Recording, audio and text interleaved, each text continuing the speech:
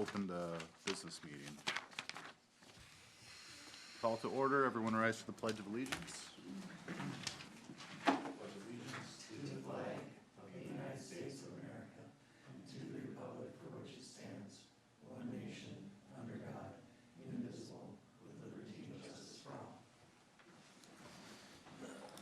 Any changes to the agenda? No, Mr. Mayor. Motion to approve the agenda? Second. Motion by Josh, second by Kate. All in favor? Aye. We have a presentation, but no one We went to go get 'em, here I to think. present to, so we'll do public comment. Okay, no one's here for public comment. Consent agenda. Does anyone have anything on consent they want pulled?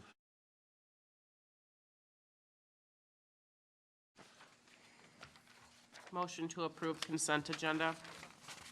Motion by Kate, second by Amanda. All in favor? Aye. We have no public hearings, no general business. All right, we have a presentation.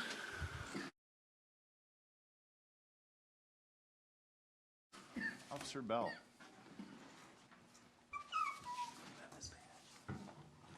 And we accept rowdy children in the room too, so don't worry about that. So Officer Berry was born and raised in Maine, and he joined the Air Force upon graduating high school. One weird thing about him, two weird things actually, is he doesn't go by his first name, he goes by his last name, Berry. And then the other thing is he does not have an accent. So I have not figured out, and if I hadn't done his background myself, I'd think he was lying, but. So yeah, just a couple of interesting things about him. He served as an Air Force security officer for 11 years on bases in North Dakota, where he met his lovely wife, Erica. Officer Berry decided to leave the Air Force to become a police officer.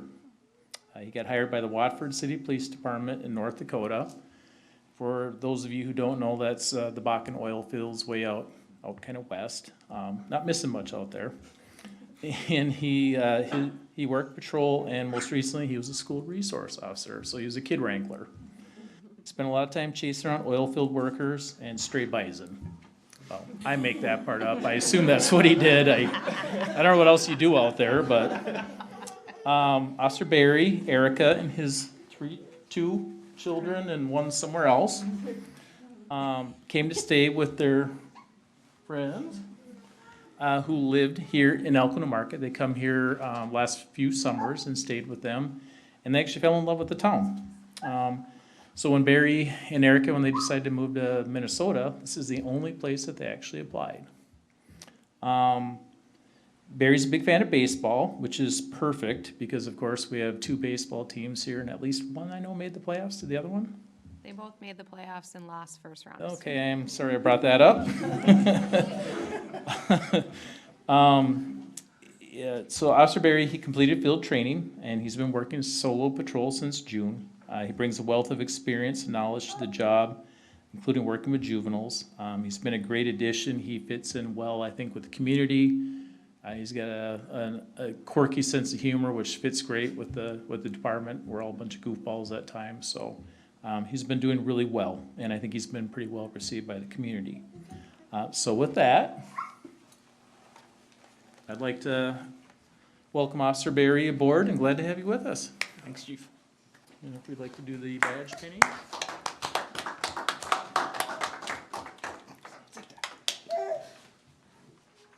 Patrick, get to the other side. Hurry, Patrick. Oh wait, maybe you have time. No.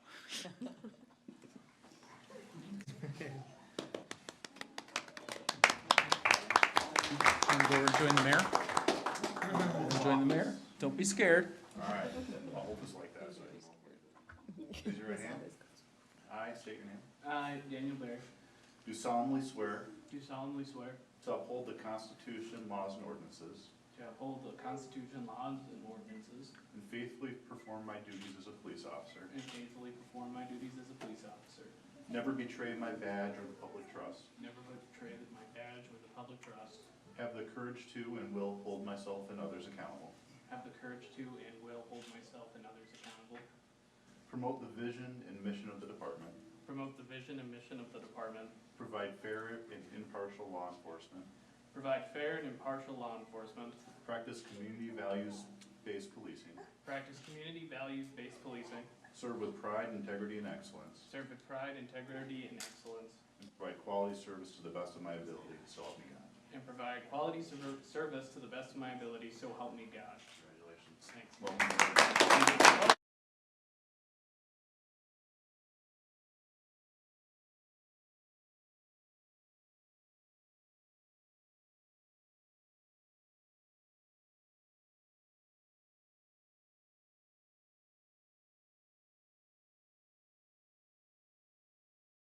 Second, Mayor, if you could. Craig, you want to lead us off? Yeah. Police report. Let's see if I can bring it up here.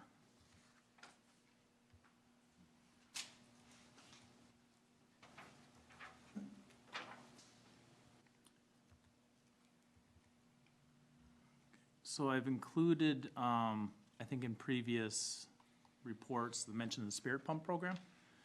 And this is through the BP here in town. And they approached us and wanted to look at a way to give back to the community, to be more involved in the city. Especially it's all new ownership and management there, all new employees. Actually, all of the employees live here in town. I don't know if everyone knew that. It's a national program that is run through BP, so most of the BPs are privately owned. They're under the umbrella, obviously, of BP, and then BP has this program. And what they're looking at doing is they would use images that you see here, and I'll go through them, but to actually brand, in essence, one of their pumps as an Elko New Market Police Department Spirit Pump. And the proceeds from every gallon from that pump, 2 cents would go to the Elko New Market Police Department. It'd go to the city and then ultimately to our department. And we would use it for officer safety things, body armor. You know, we actually carry tourniquets, different things like that. Safety vests, even for when we're out on traffic stop or on crashes, things like that. And then also for community engagement. So our super popular badge stickers, those are surprisingly expensive, you know. So help pay for things like that, Night to Unite, Shop with a Hero. So we'd be looking at using the proceeds for those. And then we would obviously need to advertise the program. We'd have probably some kind of an event there, like a kickoff event, post stuff on social media, city newsletter. They would probably post on their social media. And then basically what they would do is donate either every month or maybe quarterly, whatever the proceeds are from that pump directly to the city. Cool. And then the program, so as you can see, this is what the design would look like on the pump. So you're gonna have the toppers, the sides, and the nice thing is anyone driving along County Road 2 would be plain as day would see that. And so here is another view, what it would look like. So in essence, we're asking for your permission to use the logos, to use our emblems. That's awesome. And then currently, they do have these programs, Spirit Pump has been executed at other stations throughout the country, primarily in Wisconsin. So here's an example of what one that's actually being used currently looks like. And then here would be another one. So what we're asking for is in essence your permission to do this, to let them use our emblem. The pump would look like this, and then for us to accept their donation. I don't know how long there's no end date for this program. It just goes until they potentially say, we don't want to do this anymore. I can't say for sure how much the amount will be. It's gonna vary, obviously. They think potentially a couple $100s a month, which doesn't sound like a lot, but when you consider how expensive body armor is nowadays, things like that, I mean, every little bit helps. How much are those stickers? You said they're It's expensive. about $1 a piece. Are they really? Really? Yeah. Even when we Wow. buy Make sure in my kids don't lose 79 this. cents, Oh I my think, gosh. when we buy in volume. But they don't need any Yeah. stickers, they already have 5 of them on their wall. Do we need a motion to approve this I then? like the design. No, this is just direction Yes. that you guys are Yeah. okay with it. We'll bring back any action items that may be required once we get into the nitty-gritty details of it, but we wanna make sure before we spend a lot of time on it that you guys are okay with it overall. Is this just a BP type of program? Yep.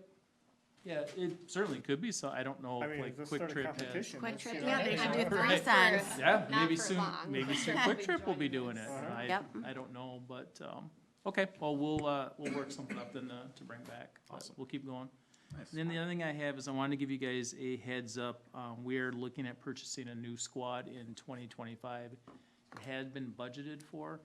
As you are probably all aware, the cost of cars has kind of skyrocketed. So we are under budget by about $7,000 of what we were expecting.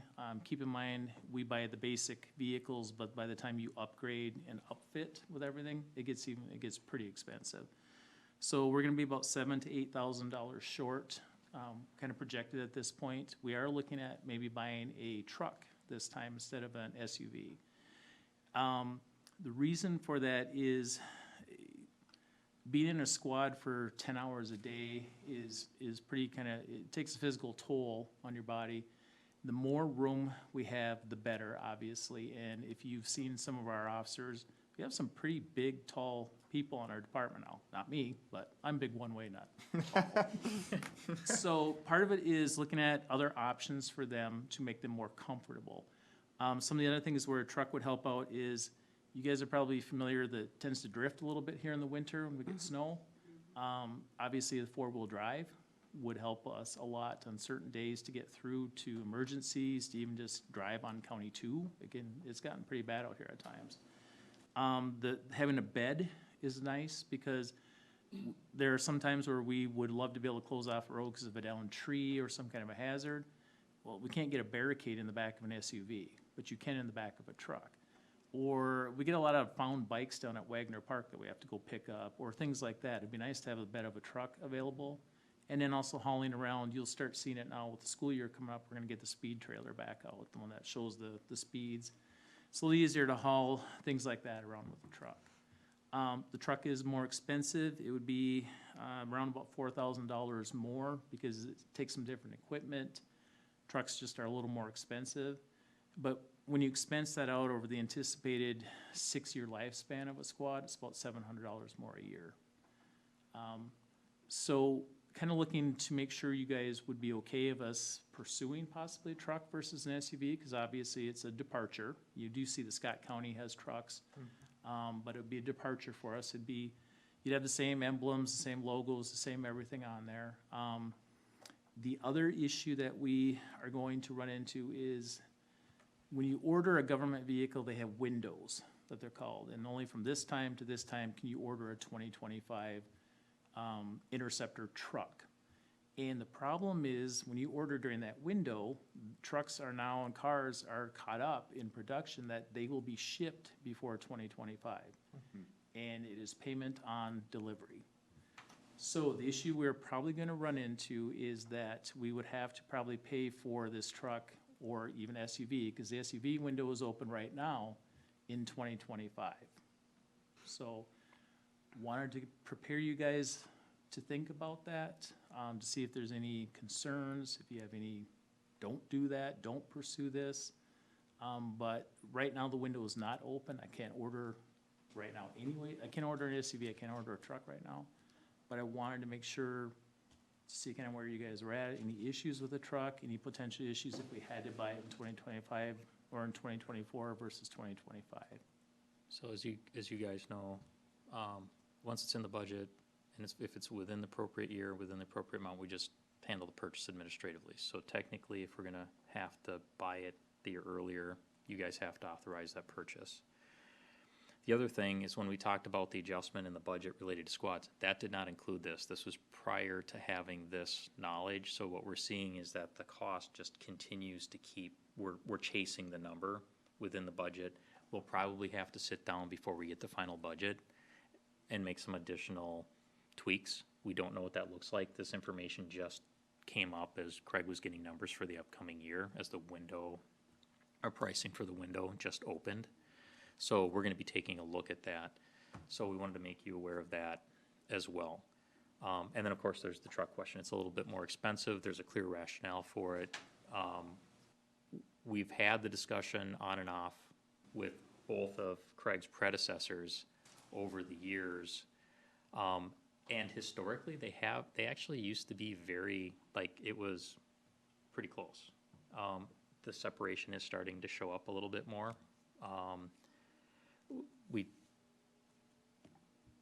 Let's face it, you buy a truck, hey, how come those guys got a truck? We want to make sure that you're comfortable with it and can explain the rationale before we go down that route. If it's something that you're not open to, then we'll stick to the squad approach, but. I have no problem with the truck. I have no issues. Me neither. Can you throw a bad guy in the bed? I Kaufman in the bed? can, you may have to find a new chief, but sure. Put a topper on it, nobody will know he's back there. Yeah, we'll keep it hidden and quiet. You'll hear him. Or her. Well, those are things that we'll evaluate. Topper would be an additional expense, but if you have a topper, you can go, here puppy, into the back of the truck. It's harder to do with a squad. And when they poop, it's easier to clean out No. the bed than. Well, that's what I'm thinking, that drunk you can throw in the bed and stuff. Deal with. No, I'm in favor of it. Yeah, I don't hear any objections, so. All right, Other than that, things are going well. My guys are doing well and we're just trucking along and it's good. nice, thank you. Tom? So, administrative reports. Second quarter financial report was included in your packet. There wasn't anything earth-shattering in it, so unless you have any specific questions, Kelly's here to also help answer questions. I'm hearing none? Okay. Scale legislative priorities, I'd give everybody a heads up that at this meeting, we were gonna be looking to respond to a survey that Scale was gonna be sending out to the general membership, one survey per organization, so it put the administrators of each organization in the position of collecting feedback. As you can see, it's gonna take us probably 5 minutes to go through this or less. It's a lot simpler than they'd originally made it sound, so. Question number 2, in the past, Scale has supported a number of capital investment projects requesting state funding for our communities. There was no capital bonding bill in the 2024 session. Scale should prioritize these projects in 2025, yes or no? So, for us in the future, it might be, for example, trying to get money for the interchange. Yeah. In the past, it was for redoing a bunch of work and through the downtown and Belle Plaine. It's been for floodplain mitigation and work that they did in downtown related to the river and its erosion in the downtown area in Shakopee. There've been a number of projects over the years that, in different communities, and it's a little bit of, we support you on this, and then you'll support us later. I think what they're really trying to get to is, should we continue to be doing this, putting the emphasis on that going forward, supporting everybody else's capital projects that have some sort of regional significance? I say no. I just don't think there's, I don't know. I think it supports the notion of Scale kind of being a big government entity in and of its own. The fact that we're talking about this at a council meeting rather than like an actual Scale presentation kind of, I mean, there's gonna be some context that's gonna be missing, and that kind of irks me, but I don't know. I'm a no. Does anyone else have opinions? I'm just thinking about the bridge. I think we can still get support for the bridge. I And we'll just- get that through I-35 Solutions, we can get Right. that through our neighbors outside of Scale, Exactly, right? exactly. Yeah, So, I'm neutral on that one. I'm neutral. I'd go either way. Let's be the outliers. Let's say be no. no. Let's be no then. Okay. Next question. Scale should continue to expend lobbying efforts to retain local control over street improvement fees and maintain local control over affordable housing and zoning restrictions, yes or no? No. I mean, I'm a hardcore no on the zoning restrictions and No. affordable housing. No. I understand the street side. I mean, I think local control is good for some things, but I don't like the lobbying so much. So just so you know, I don't, if Scale specifically had not That's taken the true. lead at the legislature over like the last 5 years, we now would have no control over our lot sizes, our architectural standards. I mean, this is Yeah. what that's talking about. This is the BATC stuff. Mhm. Now, there may be elements of that. This is a broad statement and it's intentional. That's what I don't like Yep. about it. Okay, but yeah. I mean, if, yeah. I think the intent is without knowing what the specifics are, it's generally are these something that we approach, the specifics of it get worked out by the executive committee when we look at specific things. It's the same reason why I can't stand metro cities in the league for what they're doing in some of this local control talk, and they spit out local control like it's the only answer, and they don't look at any other solutions. And it's just mind-boggling to me. Yeah, but. There's two sides to that. Right, with what the DFL was trying to do, from my understanding, was take away a lot of our local control and in a way that I don't think was good for us. Agreed. I don't disagree necessarily, or with the blanket either way, I think is bad. I mean, I think taking away all local control is bad. I think maintaining all local control is bad, because cities do a lot of stupid things too that make us all look dumb. Right. And result in the state needing to take away local control. So, I mean, we need someone to lobby on our behalf. I mean, whether it be our new mayor or, I don't know. And I think that cities should lobby on their own Right. behalf. We don't need anybody else. I just feel, I struggle having to fall in line with Shakopee and Savage and Right. Fire Lake and everybody else. Right. Our answer is we need more detail. We can't answer yes or no. Do you happen to know the latest on street, we've been talking about street improvement fees since I started this career 30 years ago, more than that, Mm-hmm. and it's gone nowhere. It's because it gets killed in committee. There's been more discussion, but certain people and certain positions within committees just kind of made sure it never went anywhere from a discussion standpoint. And there's been different reasons. It's been out there for as long as I've been in the career, which is as long as you've been in the career as well. There has been more interest in having a thorough discussion on the topic. Because quite honestly, streets are like every other piece of infrastructure we have, like water, sewer, stormwater, and the idea of being able to approach that infrastructure similarly, there's a certain logic to it. There's been opposition to it. There's a really strong opposition to it from the development community. In their mind, the general taxpayers of the larger community should pay for those streets. And the discussions I've had with their representation from BATSI, et cetera. So that development doesn't pay for it, but it gets paid by somebody else after they've made their money and left. So, again, the idea that should we have the ability, and it doesn't mean you have to do it as a city, it just says as a city, you would have the authority to be able to do something. And what it exactly looks like, there's not a specific proposal. There's been proposals in the past. There's been proposals from the league. There's been proposals from Scale. There's been proposals from any number of organizations. That's exactly what it, yeah. Again, the street improvement fees, if it stopped there, I'd say yes. Everything else, I'd say heck no. And I think that's where they're wrong. Because it's gonna vary so dramatically between communities and those that are leading those communities and what they want. Correct, but this is saying that you should have the ability within that community to make those decisions and not have it be dictated to you, or remove your ability to do it.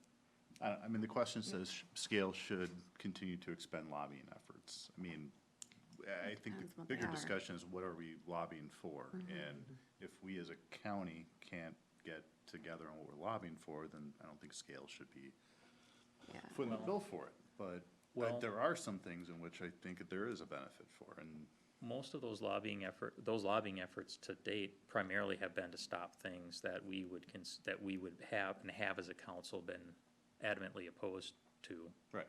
It wasn't a blanket, we're gonna oppose anything, but it was against specific bills, portions of specific bills that have come forward. Right. So remember with these statements, these aren't like, here's the specific legislative platform. They're asking, Scale uses it, and that's how Metro Cities uses it, and that's how the league uses it. This Yep. gives them permission to argue against any one of these, and they'll just pull the local control card. That's it. So they're not looking at the specifics. except unlike the league or Metro Cities, Scale's membership decides the very detailed of it through the executive committee. And we have had input. In fact, Joe's been consulted on letters that have been sent on those very lobbying efforts in the past. So I agree, these are broad statements, but to some degree, I would argue that they can't be super specific, like this is the specific, because we don't know what the legislative situation is coming up. With scale, you have a much smaller group that we have actual influence with, or a greater degree of influence, to look at the details of how that's implemented as compared to, League of Minnesota Cities, which is like, what, 500 cities and, you know. Yeah, and I would argue staff doesn't follow any direction, period, so, Correct. yeah. And there is no staff at scale, Right. except the staff for the cities and a single lobbyist who takes direction. And quite honestly, on a lot of those efforts, the lobbyists may be doing work behind the scenes, but a lot of the actual, like, hearings and stuff is actual, Members up there it's testifying. mayors and council members and staff members from those cities. So while I understand it, I would argue that it's not exactly the same. Would it be too much to ask to know what they're gonna lobby about or like vote on it or? That comes later. They're trying to get this general feel at a high level so they can put Right. that together. I mean, I don't mean right now, but I mean like if we think it's a good idea in general, but like going forward before they lobby on a bill to know. So, Yeah, I mean, that is part of the scale discussions, what the legislative priorities are and how to actually go about them. And scale as a group kind of decides those. What if we're like strongly opposed to them? They'll still do it Lobby. with us, the same thing, I mean, Right, we're yeah. debating an answer that every other city and every other township's gonna say yes to, so we're just wasting our time anyway, Exactly. Yeah. so, Yeah. Okay. yeah, So I it agree. doesn't- so what should be the answer on this? Whatever. Just don't leave it blank, Yeah. honestly. Yeah, If- just- If they can't be more specific in a question, we're not gonna be any more specific in an answer. So, scale has historically placed a very high priority on the education provided our citizens. Whether this is in support of programming or school safety, scale should continue focusing efforts in this area. I'm the wrong person to be talking to about scale. Yeah. I've really become anti-scale over the last 2 years. So I'm gonna say no to everything. I guess I, But they're out there and they're trying to help programming for our kids or our citizens as far as like when they were helping with the seniors and the. I believe that this, looking at it, and I wasn't involved in the direct discussions of the development of these questions, this looks like a, hey, should we do stuff on behalf of our school district members or not? I don't even know what they mean by this. I don't know the specifics of it. I think it was intentionally written very broad of anything that we might lobby for that might help the school districts. Yes. Are they mean, doing this school because districts they're are- trying to figure out if they still need to keep their lobby person at scale? No, I think what they're trying to do is like, not look at the specific lobby, but the topic areas. Should we be lobbying on school stuff? Should we be, should we be spending any time in these effort areas or not? I don't think Not, this is an area of scale as much. I mean, number 5, yes, business, Much. economic development, for sure.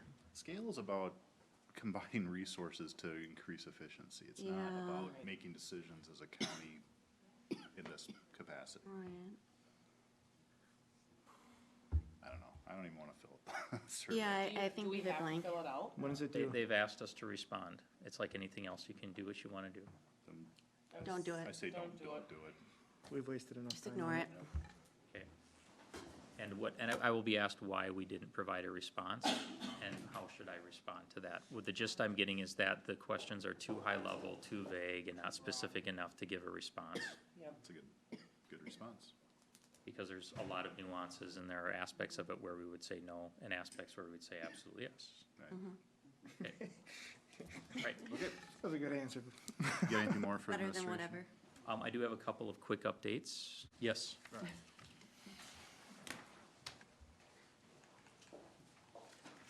Two quick updates.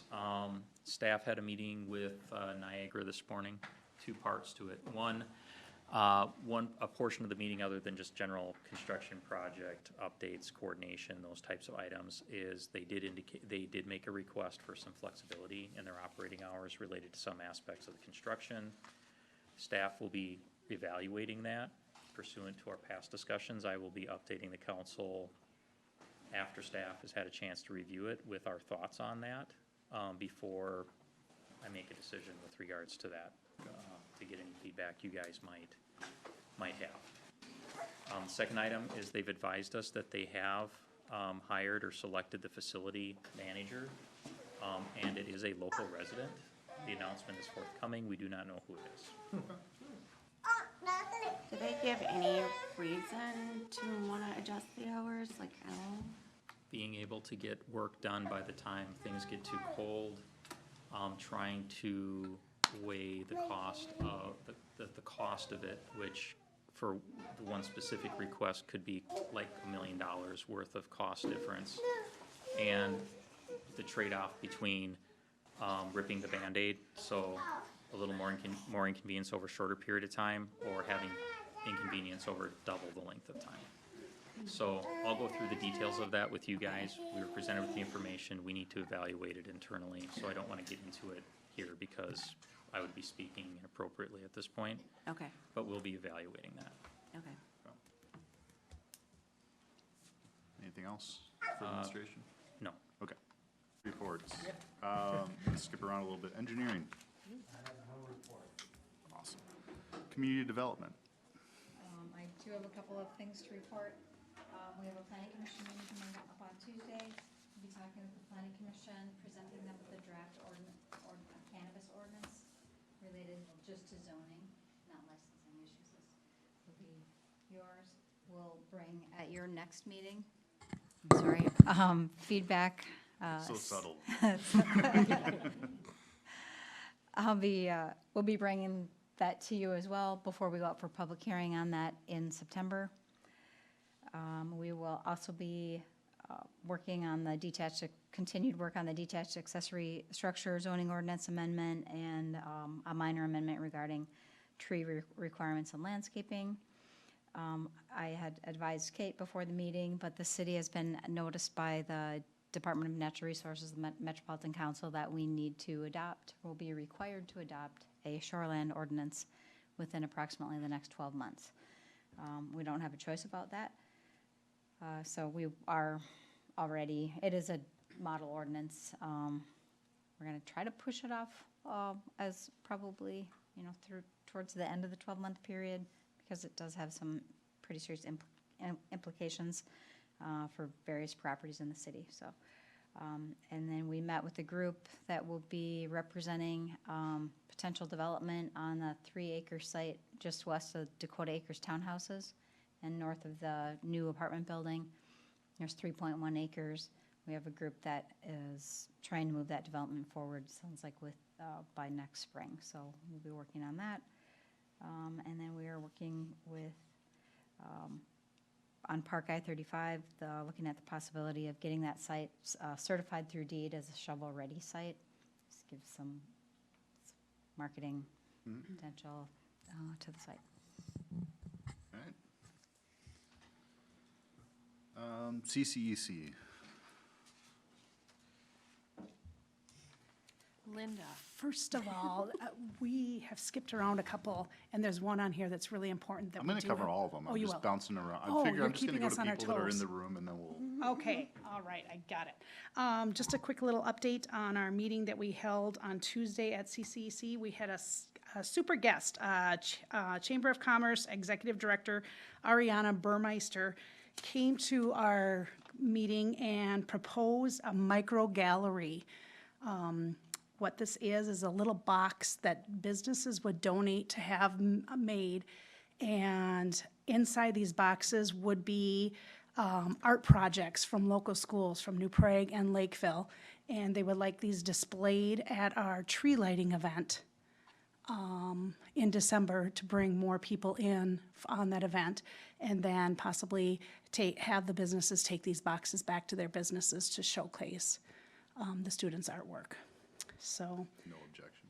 And we talked about the community picnic. Reminder, that is this Saturday. Anybody that is available, please come and join the fun, 11 to 1:30.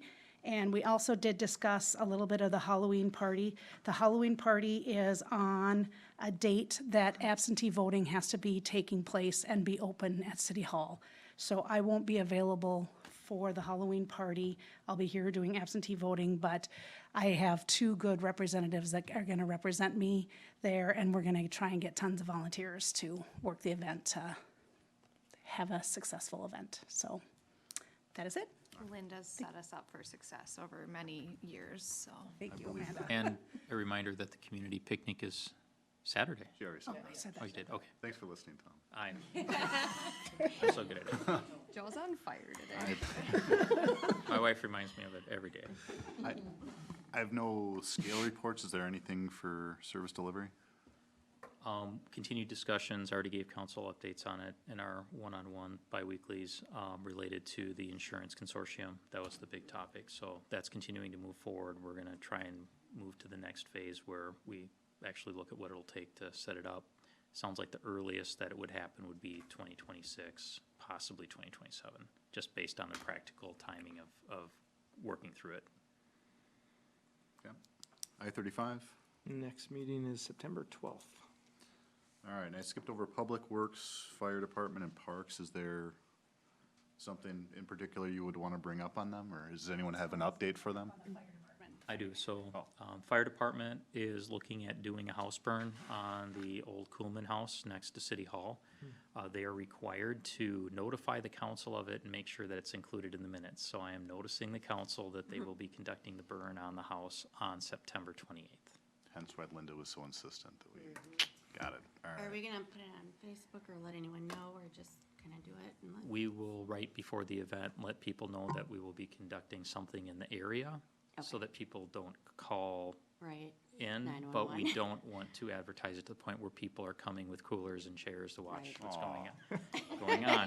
That's Can you gonna tell happen us when it- regardless, what happened with the It'd be last September one as 28th. well. Okay, But, let's all show up and tailgate. What day? September 28th. September 28th. But the intent is it's gonna be a multi-agency practice burn because of its proximity to City Hall. We actually have the facilities and staging area on the weekend to be able to actually do, a joint training event. So it'll be a big deal. Okay. And nothing for Public Works and Parks? Nothing beyond the Okay. reports. Any discussion by council? Or motions to adjourn? Motion to adjourn. Second. Motion by Amanda, second by Gene. All in favor? Aye. Aye. Meeting is adjourned. Thank you, everybody.